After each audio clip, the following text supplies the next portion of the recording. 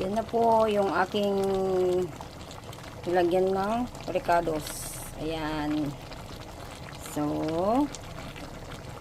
kunting kulo na lang guys. Kunting kulo na lang. So, kakain na tayo. Ayan. So, this is the one recipes. The Korean recipes.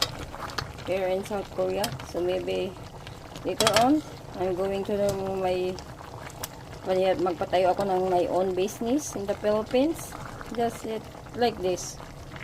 Let's me try. Sana magustuhan ng mga Pilipinos. O, diba? Hindi naman natin siya aangangan mabuti. So, lalagyan ko ito ng, titignan ko kung may sili na maanghang. Lagyan natin siya. Kasi medyo maanghang ang gusto ng mga binata ko. So, let's put an sili-sili na maanghang. Yun lang po ang lalagyan natin. Tapos na po. Bye-bye!